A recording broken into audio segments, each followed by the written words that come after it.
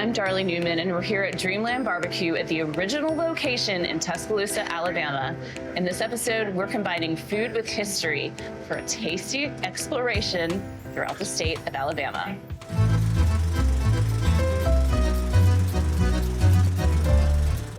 When you think about Alabama food, great barbecue, seafood, and fried green tomatoes may come to mind. But I'm about to show you that cuisine in Alabama encompasses so much more. Go big or go home.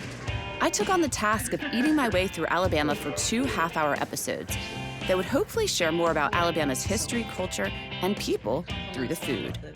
This meant that I would be dining at restaurants across the state, and also meant long days with lots of food. So what did 8 days of nonstop eating net? Third restaurant for today. I'm in a food coma state here at Dreamland Barbecue and taking a breather. But it smells so good. I'm gonna have to go inside. A true appreciation for the diversity of Alabama's food, entrepreneurs, history, and ingenuity. So let me take you on a tasty journey to enjoy the spirit of Tuscaloosa and the University of Alabama, Roll Tide, Farm Fresh and historic Marion, and in and around the varied city of Birmingham to share meals with university professionals, chefs, small business owners, and farmers. I'm starting out the morning here in Tuscaloosa, Alabama, and I'm heading to Thomas's Rib Shack. You know something's good when it's been in business for more than 50 years, 3 generations. Sharon Thomas, who grew up in the family business, greets me. Her dad started selling barbecue when she was just 6 years old, so authentic Southern barbecue is in her bones. What was it like to grow up here? It was awesome to grow up here. It's a college town, of course, the home of champions, and you're standing in one restaurant that's a champion. We cook with love, and we cook homemade food. The food is amazing. And I'm not being biased, but it's amazing. We sit down with her brother Michael, who further reinforces that Thomas's Rib Shack is a true family business. It don't get no more southern than this. We have oxtails, rice, macaroni, collards with the 2 pots of okra and fried chicken and cornbread. This is as far south as you're gonna get. Oxtail, here we go. This is so good, it's falling right off the bone. It takes several hours to get it just right. We put care into it. You know, everything's prepared like daily, and we keep rolling. You know, the menu hasn't changed in over 30 years. That's what helps us out. You know, we keep everything the same. 20 years from now, you may come back and do the same interview. We'll age a little bit, you know, pretty much, but. No, we won't, Michael. Hey. No, we won't. Not Sharon and me. No, that's right. Next, I'm heading to a legendary staple for students and fans of the Crimson Tide on game day, Dreamland Barbecue. Ooh, that smoke. The sign says, ain't nothing like 'em nowhere, and I can tell you, it's true. Dreamland CEO Betsy McAtee elaborates. It's that hickory wood that we cook all of our products on, makes the biggest difference. Southern and Central Alabama, it's more of a sweet style. We're a vinegar-based Southern style with a little bit of back heat. So we don't have that sweet flavor. I love vinegar. Oh, good. Well, you'll love our No, sauce. So this is our version of chips and salsa. No, I love it. Bread and Dreamland barbecue sauce. So you just rip it off and dip it in. It does have a little heat at the back of that. A little back heat. We ship our barbecue sauce all over the world. That's some Alabama Tuscaloosa goodness. It is. Okay, let's try these ribs. Okay, dig in. I could taste that hickory. It's almost like a crisp flavor. And I like how you kind of have to bite into that.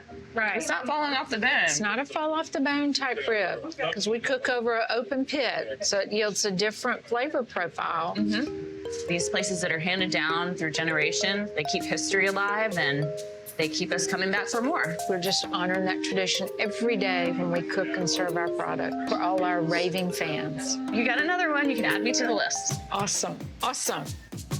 I'm capping off my night with a craft beer at Druid City Brewing with Seth Wright, who works to foster community through this Tuscaloosa brewery with special events and retro games. The name Druid City, where did that come from? Tuscaloosa is the Druid City. In the past, there are these big weepy oak trees called Druid oaks that used to be everywhere. You've got open mic night tonight. There's people playing video games. You've got art on the walls. This place is very eclectic. It started as a couple guys that wanted to make beer. Then it turned into a venue that had the capacity to help promote the things that we love most about Tuscaloosa. The the artists that make the art that we love to look at, and the musicians who make the music that we love to listen to. It's really all about fostering that sense of community, the sense of pride in where we're from, really making the place that we live the place that we want to live in them. Tuscaloosa, Alabama is home to the University of Alabama with its powerhouse sports teams and students, including the Crimson Tide women's wheelchair basketball team. The university is a pioneer related to adapted athletics. Dr. Margaret Strand, along with her husband, helped launch the University of Alabama's Adapted Athletics program. She's meeting me for a breakfast of champions at Ramajamas, a longtime gathering spot for students and athletes on the University of Alabama campus.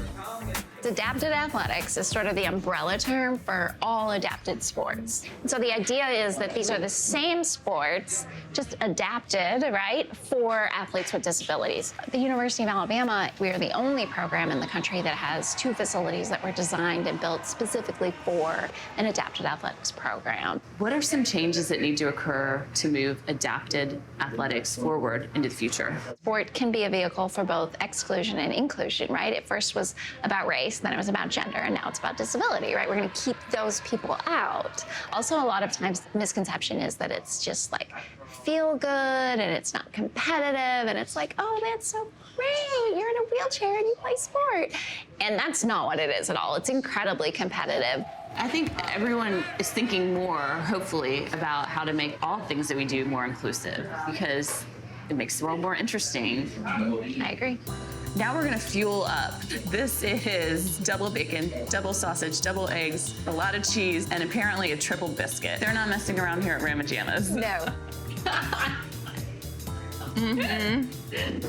That biscuit is good. That sausage is good. Dr. Strand and I head over to the Strand Harden Arena to watch a practice and learn more about what makes wheelchair basketball unique.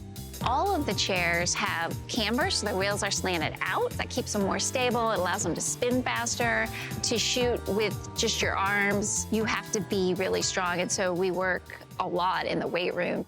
As far as rules go, what would classify as traveling? Just like in stand-up, you get 2 steps. In wheelchair ball, you get 2 contacts with the wheel. Let's say you're holding the ball and you're going 1, 2. If you don't dribble before that 3rd contact with the wheel, it's a travel. I get accused of traveling all the time. And I don't even play basketball. That's kind of your job. I know, right? Across the river from downtown Tuscaloosa, I'm meeting another female entrepreneur in Northport. This is a little picture postcard city, Northport. Super charming. Lots of individually owned shops and art galleries. There's a yearly arts festival in the fall.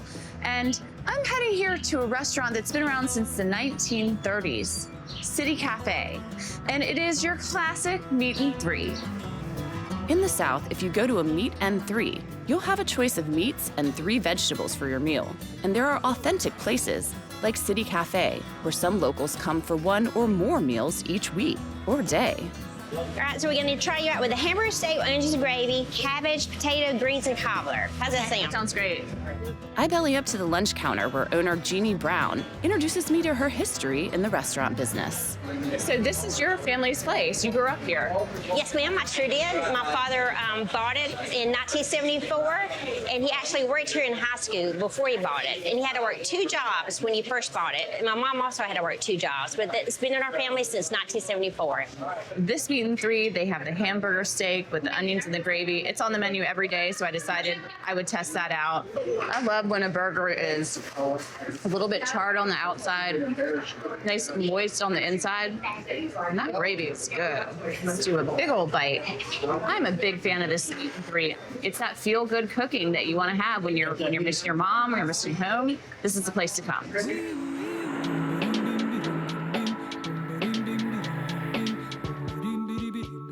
It's the end of a long day of filming in Tuscaloosa, so I'm heading for a very strong drink at Nick's in the Sticks. Nick's in the Sticks is another Tuscaloosa institution. Located in Tuscaloosa since 1953, it became popular with college students for its inexpensive steaks and strong drinks. But generations on, many college students now bring their kids and grandkids here. owner Carla Moltz introduces me to a must-sip cocktail. If you've never been here, you have to have the Nicodemus. Hurricane mix with 80 proof rum in it. That's our zombie. The Nicodemus is the zombie with the shot of 151 on top. Can you light that on fire? You could light that on fire. Cheers. What do you think? I think it's kind of tasty. I mean, that's the danger of these. It is. Carla, how much money do you have on the ceiling here? Well, we figure there's about $5,500 up there. We have the Sharpies. You can create your own dollar. I'm driving an hour south from Tuscaloosa to Marion, Alabama, which is located between Tuscaloosa and Montgomery, but not close enough to either to be considered crowded.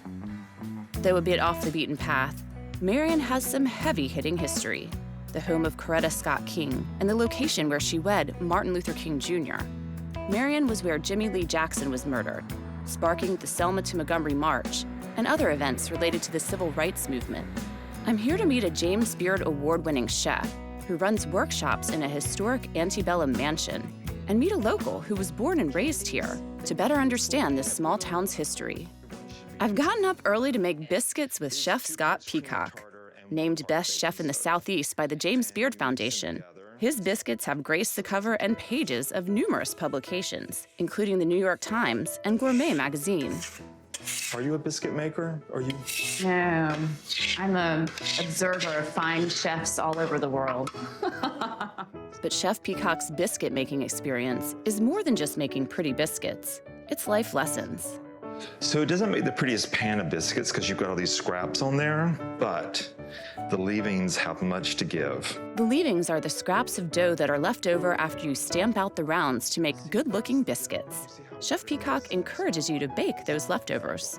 The beauty of the leavings is, first of all, they cook differently, so you get a lot of different textures and thicknesses and degrees of doneness. Look at the leavings are nice and brown. All of this range that can help you in your own biscuit journey, because you can say, I love this thickness, I love this thinness, I want them to be crispy, I don't like them when they're crusty. It's a very personal thing, which is what biscuits should be. Making biscuits with Chef Peacock can be quite an introspective experience. If you take the time to stay in the moment to soak in the smells, sounds, Not quite. I just want to see a tiny and the bit actual more. time that ticks by in the biscuit making process. It's all about noticing. And voila, our biscuits are done. All right. Just bite into it gently and notice. Crunchy and almost caramelized in a way on the outside, it and then is. the inside. It is very moist. Very. The biscuit expresses the literal touch of the cook more than anything else. A biscuit made by hand. Fantastic. Really good. Thank you. What I loved about this, Scott, is by doing something that is meditative like this, it really changes your perspective on things. I never ever make biscuit that I don't learn something new about biscuit and something about myself. We can all make time to do something like this and then give ourselves the commitment to notice it. It's a practice. Well, I learned a lot today, and I thank you for having us Thank you. and introducing us to this world. To understand what life is like in this more rural area of Alabama, I'm meeting Mary Moore at the First Congregational Church of Marion. Mary was born and raised here in Marion. What was it like growing up in this area? What was your childhood like? I thought at the time when I was a child that I had the best of a childhood. We raised our own crops, so we were able to just be ourselves. Children be children, which wasn't so fortunate for some other children because they had to work, with sharecropping. But I think I had the best of both worlds, and I'm grateful, to my forefathers for that. Mary is working to preserve the First Congregational Church, which she helped get listed on the National Register of Historic Places. This church was organized in 1869 by a group of ex-slaves or freedmen at that time, having had worshiped in the past in the church of the slave master. After the Civil War, they wanted their own. They cut down the timbers on the property because all of this was this wooded area with wagon trails. Those same hand-hewed timbers that were cut in 1870 are still here today. 18 weeks from the day the first tree was felled, is what they called it, the members moved in for church service. This church is considered hallowed grounds.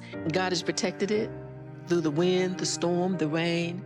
The shutters will slap the walls every once in a while, but nothing has been destroyed, and we're grateful for that.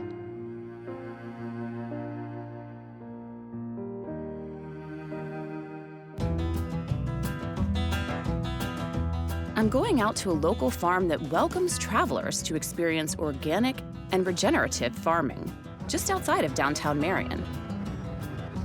Mark Harris is a fourth-generation farmer who works to make food healthier and tastier through natural means at BDA Farm. We don't use no fertilizer out here. We just let the animals do the work for us. We have 1,000 cows, and then back over here we have our 3,000 chickens. Chickens comes and breaks up the pads of the cows, and then it just goes back into the soil. You ever read the words free-range eggs on your package at the grocery store and wondered what that meant? Wow. How often do the chickens lay eggs? They lay once a day. Once a day, and then there are 3,000 chickens, so that's 3,000 eggs a day? We get roughly about 2,500 eggs a day. There's a lot of eggs and a lot of chickens running free. And in the way we raise animals and the way they're treated and taking care of the soil, you try to be a better steward to leave the land better than you found it. We head over to try some of what BDA Farm produces at lunch. Life on the farm is good. This looks amazing. And also good when you see it raised on the farm. That's right, and know how it's raised. It's even better. Next, we're visiting Birmingham, where award-winning chefs put an emphasis on sourcing quality ingredients from local farmers that they know and trust. Like Chef Chris Hastings of Hot and Hot Fish Club, another James Beard Award winner for Best Chef South. Chef, you were pioneering farm to table before we even called it farm to table back in the 90s. That's correct. We opened in 1995 and there was no term for it, and we lived farm to table every day. For me, it signifies our commitment to local, and I get to tell a story about all my friends who, you know, grow things, raise things, make things, and it just is a part of who we are as a restaurant and who we are, you know, just fundamentally as a member of a community. He's making an elevated shrimp and grits using truly local ingredients. First, we're gonna put the nice little dollop of the grits, not too much because it's rich. We're gonna put the crepe vignette on top. Then we're going to take the butter sauce and put it around the grits, drizzle a little bit of the Calabrian chili oil on, and then we're gonna top it off with a nice little piece of the ham. This looks nothing like your grandmother's shrimp and grits, right? A lot of these ingredients are very local, and I haven't had them, and that's going to make it a really cool experience. Yeah, really understand what my voice is as a chef, and then what my voice is what I source from really committed people. Cheers. This is our voice of our place in our season of now. I'm good with that. How about you? Fantastic.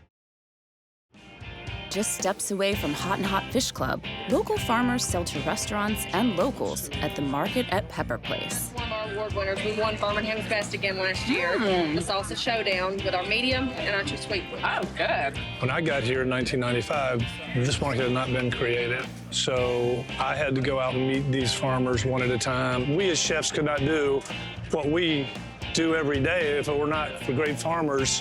I'm an amateur chef, professional farmer, so I love being able to visit these restaurants and really get to enjoy our food cooked by professionals. It's a good hand-in-glove relationship, and people around the country know about Birmingham and its food scene and its farmers market scene and all of it. Chef Hastings scopes out new sources for unique products, and I tag along to help and taste. I'd like to buy local duck eggs instead of buying them from somewhere else. It's hard to find duck eggs around here locally. Thank you very much. I'm Chris. Trevor, pleasure. Sorry to interrupt. We're wheeling and dealing out here at the market today, finding new products. Hey. I'm glad I can help, Chris. That's a real win for me. When I can find duck eggs just out of the blue like that on a beautiful, spring morning and walk in the market, that's a huge win. If you're visiting Alabama, trying seafood from the Gulf Coast should be on your food list. Chef Adam Evans won a James Beard Award for Best Chef South. All right, Brett, we're ready. At his innovative automatic seafood and oysters, housed in an old sprinkler manufacturing plant, he's introducing me to oysters from the southern and eastern United States coastlines. The oysters that come out of Alabama, all the nutrients from the Mississippi River are feeding into the Gulf, and so it's those nutrients that actually flavor the oysters. So these are Murder Point oysters from Alabama, which I think really makes the southern oysters unique because you taste a lot more than just salt up front. That's not really salty at all. It's really buttery, balanced. His oysters are butter oysters, and it is very buttery when you eat Smooth this. like butter. All right, little honeys. Little honeys, yeah. These are so cute. These are the cute oysters. Yeah, the little honeys out of Florida, great name too. What I like about the little honeys is they have a really nice minerality. They're so small, so they're so approachable, and it's also a really balanced taste. Those are fantastic. All these oysters are so good. And I love that they're all sustainably farmed. It's a great thing for me to support. It's so easy when they make such a good product. I would put these oysters that grow in the Gulf up to any oyster that's grown in the world. I think they're fantastic. That was a big part of me opening an oyster bar in the South, is to kind of highlight the Southern oysters. I am here in Bessemer, Alabama, right outside of Birmingham, and I'm heading to a restaurant that is an institution. It's won a James Beard Award. It's been shining bright since 1907, and it is the Bright Star. Honored as an American classic restaurant by the James Beard Foundation, the Bright Star was founded by Tom Bondouras, who came to Bessemer from Greece in the early 1900s. That is Mr. Tom Bondouras. The Bright Star's Andreas Anastasakis is introducing me to his family's legacy.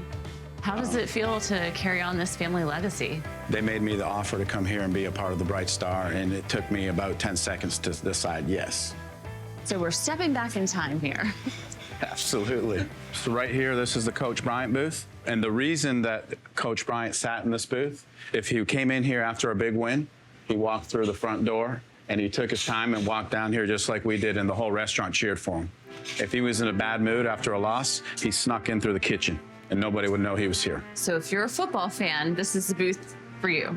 It's our most sought after table. The Bright Star sources seafood locally and has strong relationships with local producers.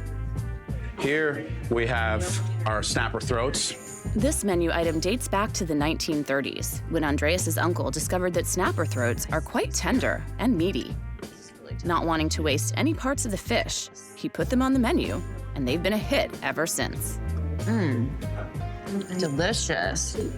That's some of the most tender fish I may have ever had. A little seasoned flour, broil it, and then finish it off with our olive oil, lemon juice, and oregano, Greek style. I can see why people will come here every week. We're very blessed. A lot of people come here and come a long way to see us. Fans of fried green tomatoes, the actual food item, or the novel or movie, might want to make a stop in another suburb outside of Birmingham, Irondale. I am so excited to be here at Irondale Cafe. I had been hearing about their famous fried green tomatoes, and I can't wait to try these.